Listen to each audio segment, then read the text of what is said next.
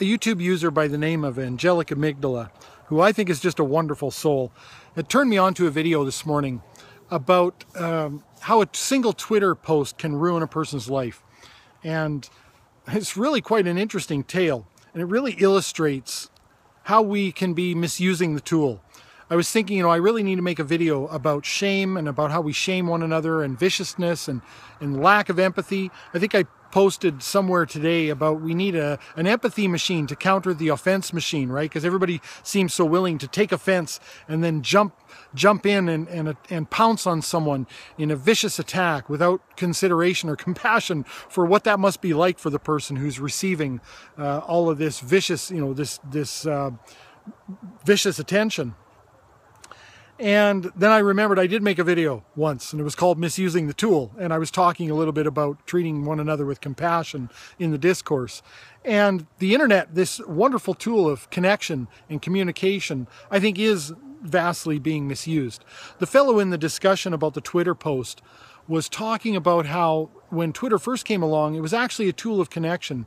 People could admit certain little things about themselves, and because it was that level of anonymity, there was no real threat there. And other people could chime in and say, hey, me too, and they found this common ground. But it soon became kind of a threat, a shame machine.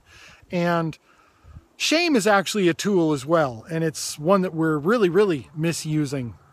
Shame and ostracization, I think, are very good tools to use. They're better tools, I think, than the state for social control or sort of, maintaining a little bit of social cohesion. But when we get to the level of dogpiling on someone without giving them an opportunity to explain themselves, the shame machine turns into a very vicious and ugly thing, I think. And people are very, very quick to use that tool just to destroy other human beings. And I think there really is a lack of empathy and compassion in the dialogue. And I think this tool of connection and communication, could really be the thing that elevates humanity to the next level when it comes to our social interactions and our understanding of one another. But we're misusing it. And I was having a discussion with another YouTuber that I quite respect today, and we were talking a little bit about vulnerability, about how that communication, that connection with other people is only really possible when we are vulnerable and open about ourselves. But when that shame machine is so ready to jump in and destroy someone, it's very difficult to have that vulnerability, to have that trust in other people that they will take the gift that you're giving them. And I think vulnerability really is a gift, because it's a gift of your true self, and treat it with the respect that it deserves.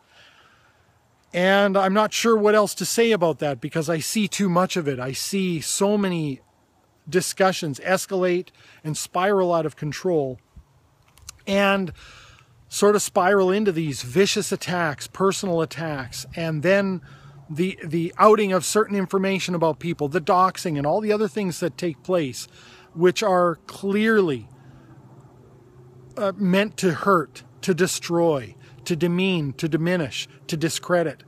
And I think it's very unfortunate. How is a person to be that vulnerable when they're held to that threat of possible attack? Sometimes it leads people into quietly seeking the shadows of silence, as the man mentioned in the video. I'll link it below, about the Twitter posts, that there's a safety in the silence, but there's no progress in the silence. And I would hope that we would have enough respect for the progress that we can have, that can be made here, and also of one another's humanity. I think people are very, very much too quick to write one another off for the slightest transgression. And I just wonder where our compassion and where our forgiveness has gone when it relates to these things. It seems like if it's on the internet, it's not even a person. Somehow this tool, which could really aid our humanity, has helped us lose our humanity in a lot of ways. I've often thought about sinking back into the shadows of silence. Because for me, to be on YouTube, to be on the internet, I have to be vulnerable. I have to share who I am. I don't feel there's any other way to do it. But I'm keenly aware of what that can mean.